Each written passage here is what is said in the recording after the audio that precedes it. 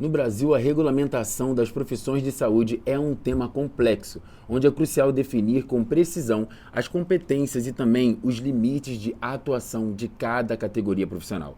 Um marco importante nesse contexto foi a Lei do Ato Médico, que buscou estabelecer parâmetros bem claros para a atividade médica. Contudo, o processo legislativo que resultou nessa lei, ele foi marcado por vetos presidenciais, evidenciando a necessidade de equilibrar a regulamentação médica com a autonomia de outras profissões da saúde em um complexo jogo de interesses. E no episódio de hoje do nosso podcast Conexão Saúde, nós vamos discutir sobre a invasão do ato médico, abordando como isso afeta a prática médica e também a formação dos profissionais de saúde. E como convidado especial do nosso programa de hoje, teremos Yuri Salles, que é anestesista e que vai nos ajudar a entender sobre os desafios e também as implicações dessa questão. Seja bem-vindo, doutor. Muito obrigado, Vitor. Prazer estar aqui com o senhor hoje. Que bom, muito obrigado pela sua participação e eu quero começar pedindo que o senhor explique para quem está em casa e que talvez ainda não entenda bem o que é o ato de invasão médica. O que acontece? Existem dentro da profissão médica atos que entendemos serem de exclusividade de atuação do profissional médico, por uma questão de quem é capacitado de realizar aquele ato com a proficiência necessária e, obviamente, segurança para o paciente que é submetido àquele ato. Entendemos que atos mais invasivos de atuação do profissional, como, por exemplo, o próprio diagnóstico nosológico de doenças que exige um conhecimento amplo da fisiologia e das patologias para que ele seja feito de forma correta, adequada, bem como a realização de procedimentos cirúrgicos, cuja a realização de forma não correta, inadequada, pode causar efeitos danosos para pacientes, eles são atos que devem ser exclusivamente médicos, porque o profissional médico, pela sua formação mais longa, pela sua especialização, pela cobrança grande que existe socialmente e da academia na formação de um médico, ele é um profissional mais capacitado para tomar decisões que tem essa gama de responsabilidade para a saúde do indivíduo. Entendi. E quais são os maiores exemplos que você consegue trazer para a gente agora? Tipo assim, Vitor, isso é essa área onde tem mais acontecido esses atos. Bom, é fato que hoje o que a gente mais vê é invasão na área de estética. A gente às vezes até brinca, a gente não vê outras profissões brigando para, por exemplo, fazer atestado de óbito, mas para a área de estética, que é uma área que realmente gera muita renda para quem realiza, existe uma diversidade de procedimentos, diariamente são criados novas técnicas, são propostos novos medicamentos. Eu diria hoje que é a área em que há mais invasão literalmente do ato médico. Porque não estamos falando aqui de prescrever um creme, de prescrever uma substância ali com fins estéticos para alguém. Eu estou falando de realizar procedimentos cirúrgicos em si, de realizar procedimentos invasivos, utilização de fios, coisas invasivas mesmo dentro da pessoa, que se realizado de forma inadequada, podem causar sérias consequências. A gente vê isso aí na imprensa com frequência. Quanto que as pessoas saem por aí injetando substâncias diversas. Isso é o que a gente vê, né? Isso, porque existem exatamente. Muitas outras coisas que ainda são ocultas. Isso é o que chega mídia. Pra gente. Exato. Mas hoje o médico que trabalha em emergência já está acostumado a receber eventualmente ali complicações de procedimentos estéticos, em geral feitos por profissionais sem a capacitação adequada, profissionais não médicos, que às vezes você não sabe nem o que a pessoa está usando ali naquele procedimento, e isso tem consequências que podem acompanhar o indivíduo ao longo de toda a sua vida, quando não levam, infelizmente, precocemente, à perda de uma vida, né? Sim, mas assim, por exemplo, com a evolução dos anos, o quanto isso se tornou tão crescente? Porque assim, eu lembro de um filme agora, a grosso modo, que é Jogos Mortais. Então no filme Jogos Mortais é um senhor que ele tá procurando a cura pro câncer. E na última saga do filme, eles mostram que ele começou tudo através de um procedimento médico que ele foi buscar. Ele descobriu que aquela clínica era clandestina. Então assim, há quanto tempo, de acordo com a evolução e com o passar dos anos, o quanto isso se tornou ainda mais latente? É fato que sempre houve, em alguma medida, outros profissionais realizando atos que nós entendemos serem atos médicos, mas que ao longo de toda a história assim, da medicina, mas é fato que com a evolução da tecnologia, com a evolução das práticas, cada vez mais se tornou mais... Tá mais intenso? Assim? Mais intenso, eu digo assim, mais requisitos para o profissional médico poder executar atos com segurança.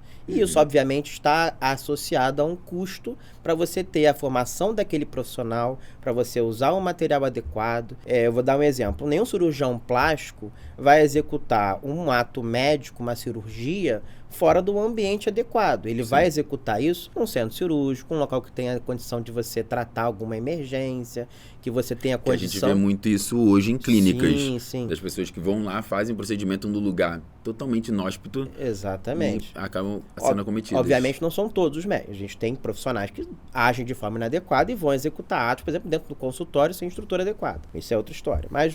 Mas de forma geral, o médico ele vai exigir estar dentro de uma estrutura adequada. E nesse contexto, a gente tem aqui a evolução das redes sociais. Em cada vez mais você está aparecendo no Facebook, no Instagram, no WhatsApp. Então a sua imagem o tempo todo está em exibição e existe uma certa cobrança social em você manter uma aparência, principalmente quando isso gera dinheiro para o indivíduo, pessoa ser mais bonita, ter uma aparência melhor, gera mais dinheiro. Então, com o tempo, a sociedade cada vez mais quer as pessoas, os indivíduos querem estar mais bonitos, terem aparências mais agradáveis, quando tem aquele ideal da beleza, da pessoa magra, com o corpo bem formado, musculosa, enfim.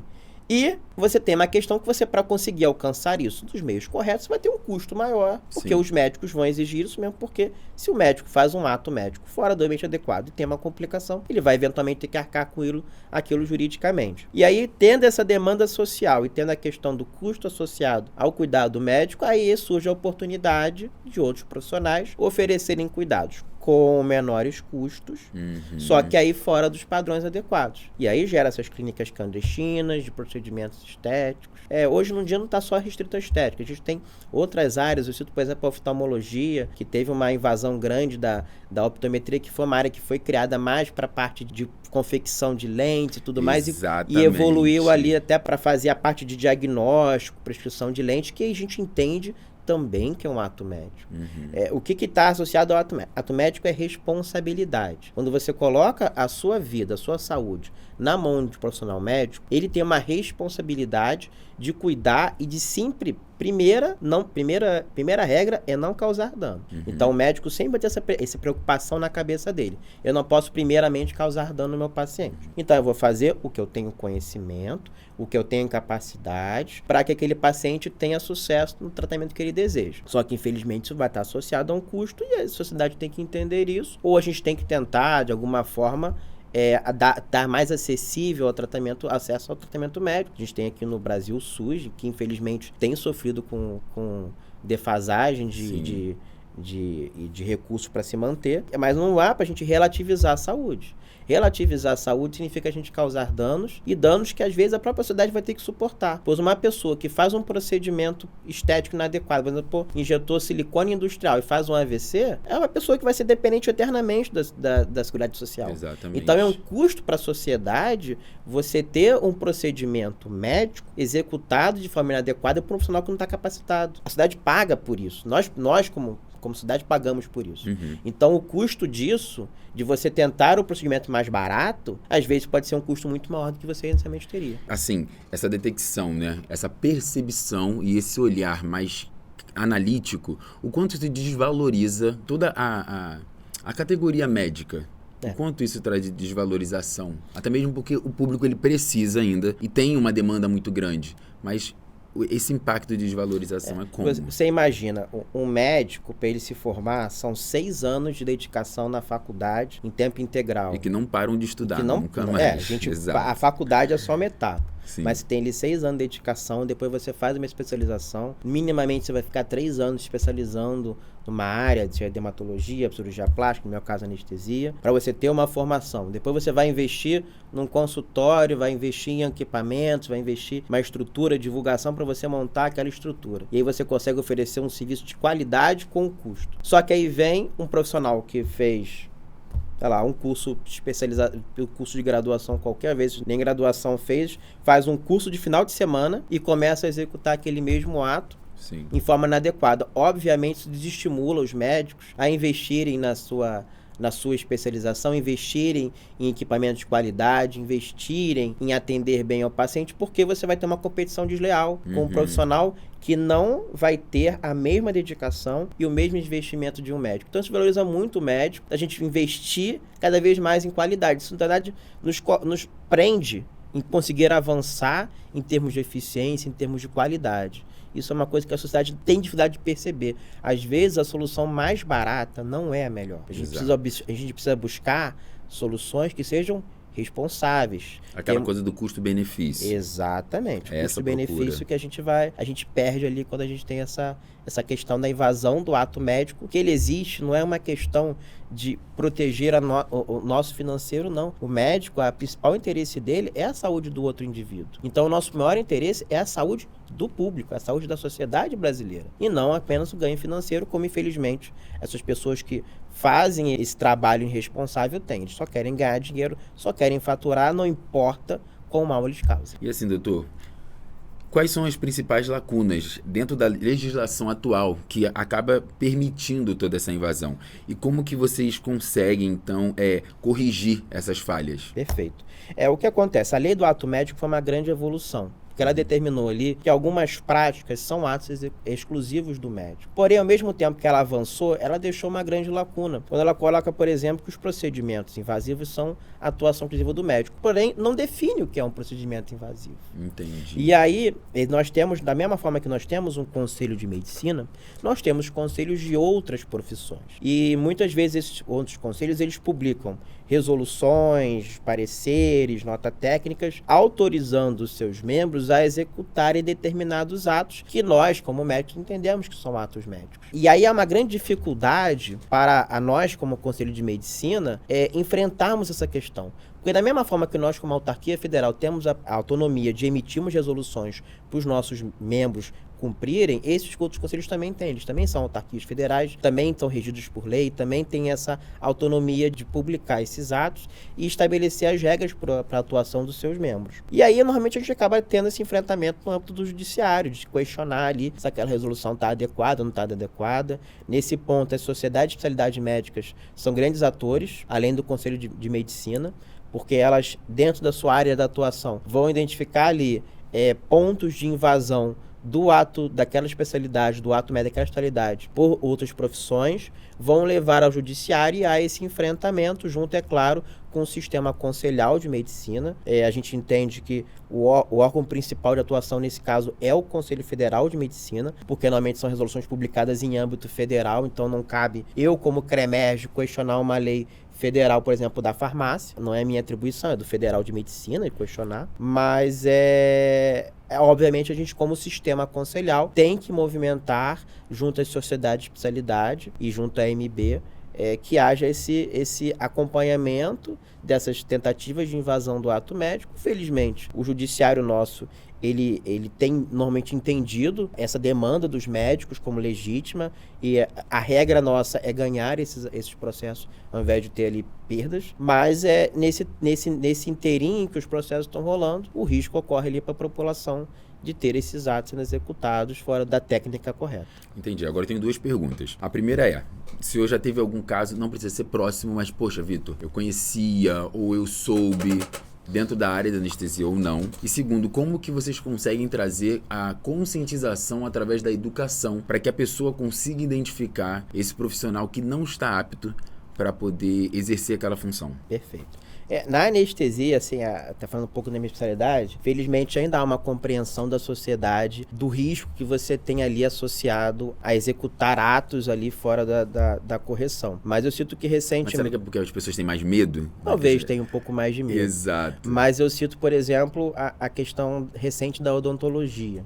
O que acontece? Existem técnicas anestésicas diversas, utilizando tanto gases anestésicos quanto anestésicos venosos. E é fato que existem formas de você administrar, por exemplo, gases anestésicos. Eu destaco aqui o o protóxido de azoto, que é o N2O, que você consegue administrar com padrão de segurança até mesmo num ambulatório, seja fora do centro cirúrgico. Mas quando você passa a administrar anestésicos venosos, fazer anestesias mais profundas, fora do ambiente cirúrgico, ou seja, dentro de consultórios, por exemplo, consultório odontológico, você pode perder um pouco o padrão de segurança. E dentro desse quesito, a Sociedade Brasileira de Anestesiologia entrou também com uma ação questionando a cidade a Federal de Odontologia dessa questão de você ter uma ausência de um padrão sobre como é que você executava esses atos anestésicos por odontólogos em ambulatório. E aí houve um reconhecimento aí, pasme do judiciário, de que as normas que a própria medicina estabeleceu para anestesia deveriam ser cumpridas pelos odontólogos. Porque nós estabelecemos a anestesia, ela nos últimos 20, 30 anos, ela ganhou muito em segurança. Então hoje, por um médico anestesiologista executar um ato anestésico nos seus diferentes graus, ele vai ter uma grande exigência de segurança. Isso garante que nosso índice de complicação hoje é ínfimo. Acontece, obviamente, não vai ter área médica sem complicações, mas hoje eu posso te garantir, se você vai executar um ato médico com um médico anestesiologista cuidando de você,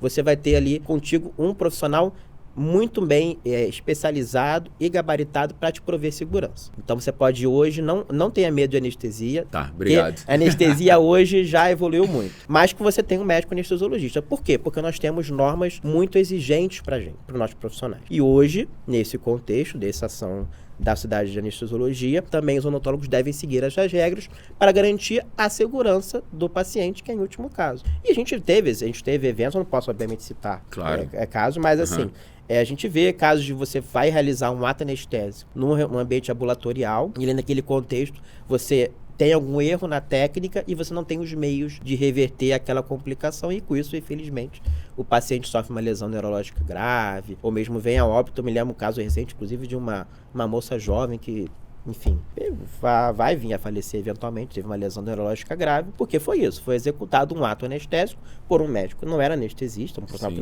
não era médico, um profissional que não era anestesista. Você pode falar? Procedimento estético. Essas coisas, infelizmente, são principalmente na área da estética, mas foi executar um ato anestésico sem ser profissional médico anestesista, e ali teve uma complicação grave, uma paciente jovem, enfim, está com uma lesão neurológica grave. Lesão neurológica. Enfim, é a pessoa que vai, se conseguir sobreviver, vai ficar para sempre com uma sequela grave. Não vai conseguir mais trabalhar, não vai conseguir mais produzir, não vai conseguir formar a família. Enfim, você tem uma lesão gravíssima porque você não tinha ali um médico anestesiologista para garantir a segurança. E como identificar isso? Porque assim, como trazer essa conscientização para a população? Porque hoje em dia tem diversos sites e a própria pessoa pode se cadastrar ou abrir o próprio site. Então, automaticamente ela vai ali e fala, eu sou médico, assina para... Como identificar isso? Como trazer essa conscientização? Onde a gente pode buscar de forma mais confiável de que eu vou ter ou eu vou ser consultado por uma pessoa realmente especializada? Perfeito. É a minha melhor sugestão. A gente tem hoje o site do Conselho Regional de Medicina de cada estado, inclusive o site do CREMERG aqui do Rio. Você consegue fazer lá a busca do médico. E você consegue fazer a busca tanto pelo número de registro que ele te apresentar, quanto pelo nome que ele te apresentar. E ali você vai ter acesso à foto do profissional, ao número do registro dele, as informações que ele fornece, e fundamental, tá lá, especialista qualificado. Ou seja, se seu atendimento está procurando é de um especialista, vai ter lá registrado pelo conselho se aquele médico é especialista naquela área de conhecimento ou não. E frequentemente, se a população for procurar, vai encontrar, infelizmente, muito profissional que não é médico ou que não é especialista naquela área, atuando dentro daquela especialidade. E é fato, sem ter a especialização, sem ter a formação médica, o cuidado pode estar prejudicado, pode ser mais frágil. E nesse ponto, nós como sistema conselhal temos investido cada vez mais em aperfeiçoar esse processo, tanto que hoje registrar o título de especialista no conselho não tem nenhum custo para o médico, é gratuito, ele chega lá digitalmente, não precisa nem no conselho, ele registra o título dele para poder mostrar à população de forma clara e transparente quem é ou quem não é especialista, quem pode ou quem não pode executar atos médicos daquela especialidade. E a pessoa identificando através da plataforma, do site, identifica aquele médico, ela pode denunciar ainda que ela não vá passar por uma consulta? Pode sim. Pode sim. A gente tem canais de denúncia, que obviamente você vai utilizar os canais oficiais, vai informar, seja para a polícia, ou quem quer que seja, que tenha ali um profissional que não é médico, tentando executar atos que não sejam médicos. Isso eu destaco o trabalho da DECOM aqui do Rio, que é a nossa parceira, a Delegacia de Defesa do Consumidor, que os policiais hoje estão muito envolvidos nessa questão de profissionais não capacitados atuando em outras profissões, e não apenas na medicina, porque da mesma forma que existe invasão do ato médico, existe invasão do ato do odontologista, do farmacêutico, enfim, do fisioterapeuta. Existem a invasão da área da saúde, de pessoas que não são capacitadas tentando executar atos da profissão, não é uma exclusividade da medicina, de forma nenhuma. E nisso o trabalho da DECOM eu destaco muito, tem sido bem uma grande parceira nossa. Da mesma forma, nós criamos no CREMEG um canal para receber essas denúncias de invasões do ato médico, que a gente tem hoje o portal de defesa médica, e aí tem lá o item invasão e tolerância zero à invasão do ato médico. Então, hoje, quando um médico ele identifica esses eventos de invasão do ato médico, ele nos encaminha lá e nós conseguimos fazer a investigação, fazer a apuração, encaminhar para a autoridade policial tomar atitude, Ministério Público, e para tentar coibir essas atividades. Então, é importante a população pesquisar bem, saber quem está atendendo, ver se tem as qualificações necessárias, não é só ver o Instagram não diz tudo. Exatamente. Tá certo? Tem que entrar em site oficial para consultar, para se informar, e com isso conseguir ter acesso a um tratamento de segurança. E doutor, para a gente poder encerrar, eu gostaria que o senhor me respondesse, né? Quais são as principais medidas que o senhor acredita realmente serem necessárias para poder proteger a integridade e também a questão da prática médica em assegurar o paciente na questão de futuro mesmo, para que ele possa se sentir mais abraçado e acolhido?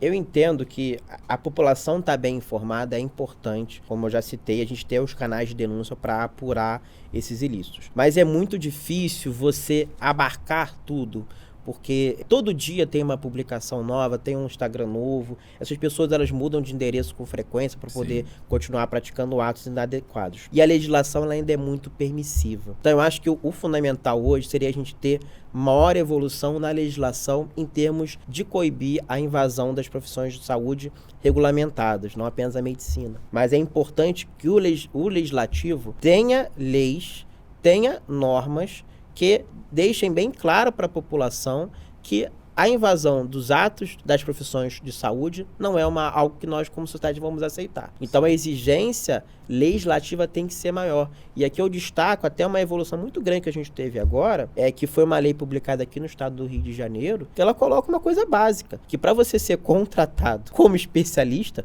você tem que ser especialista em hospitais públicos. Porque parece incrível, mas existe... Isso não torna tudo muito fácil. Exatamente. Você tinha muitos editais para contratação de especialistas médicos que não previam a especialidade. Exato. Então, qualquer médico poderia se candidatar àqueles cargos. E aí, quando você coloca essa exigência, você garante para a população que aquele profissional, na função pública, ele vai ter as competências necessárias para atuar na especialidade, ou seja, para prover o atendimento de qualidade para a população. Isso é muito importante. A população tem que cobrar disso, nós temos que cobrar nossos representantes legislativos para que eles evoluam na legislação que proteja de fato a população. Perfeito. Doutor, quero disponibilizar essa câmera aqui para que o senhor possa deixar uma mensagem para quem está assistindo a gente, ou para que aquela pessoa possa compartilhar com outros, mas falar: olha só, você precisa se conscientizar, você precisa buscar, e a oportunidade é toda sua. Bom, o que eu tenho a dizer é: a invasão do ato médico é um risco para todos.